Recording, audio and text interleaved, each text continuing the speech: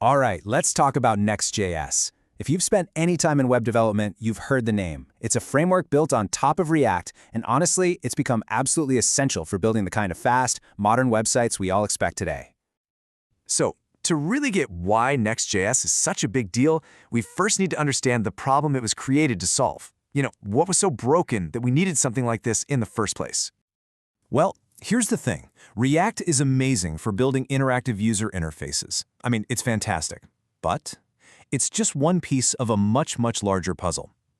To get a real, production-ready website off the ground, developers used to have to act like mechanics, piecing together a whole bunch of different tools just to get the engine running.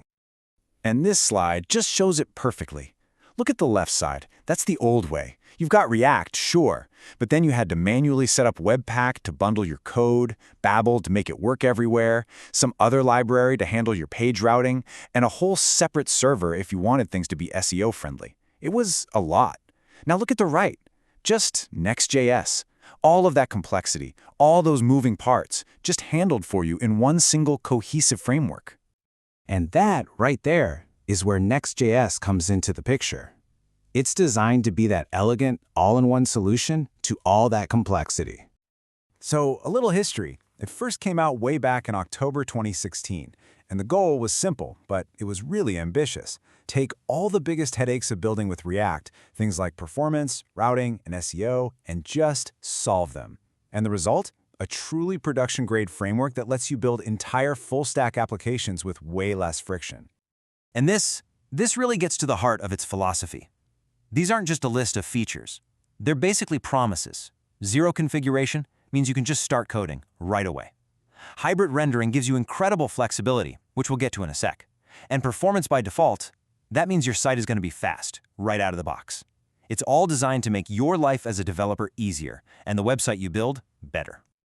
Okay, now we have to talk about the real superpower of Next.js. Seriously, if you remember one thing, it should be this: how it handles rendering. It gives you the power to pick the perfect strategy for any part of your site. First up, you've got static site generation, or SSG.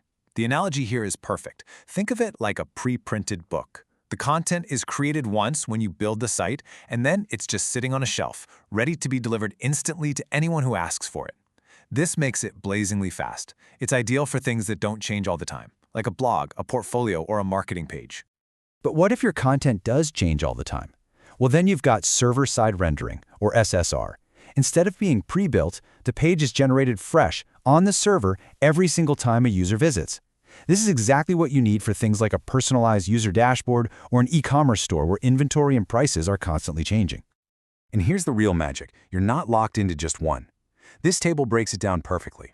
You can use SSG for your super-fast marketing pages, SSR for your dynamic dashboard, and you even get this amazing hybrid called incremental static regeneration, or ISR, which is kind of the best of both worlds, fast like static, but it can refresh itself in the background. And of course, there's still client-side rendering for those super interactive app-like experiences. You can mix and match these on a per-page basis. It's incredible. But hold on, it doesn't just stop with rendering, not even close. Next.js is so much more than that. It's a complete toolkit for building the entire application, front-end and back-end. Just take a look at routing. This is one of my favorite parts because it feels like cheating. There's no complicated config file. You want a new page, like an about page? You just create a file on the right folder. That's it. Done. The route just exists.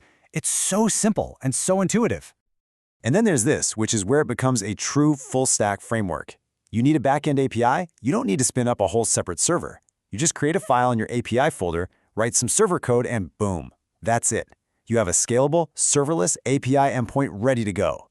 You can build your entire backend right inside the same project. It's a game changer.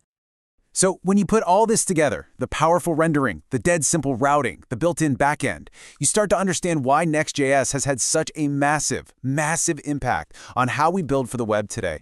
And we're not just talking about small projects here. I mean, look at this list. Netflix, TikTok, Uber, Twitch. These are some of the biggest, most high-traffic websites on the entire planet, and they are all trusting Next.js to deliver their experiences. That's some serious social proof right there. Because really, that's what it boils down to. It's not just another framework anymore. Next.js has pretty much become the gold standard. It's the tool you reach for when you need to build something that's fast, scalable, and a joy to work on, without getting bogged down in all that manual configuration. So the big takeaway is that Next.js gives you this incredibly powerful, production-ready foundation to build on top of. It's handing you all the building blocks you need for the modern web. So really, the only question left is, what are you going to build with them?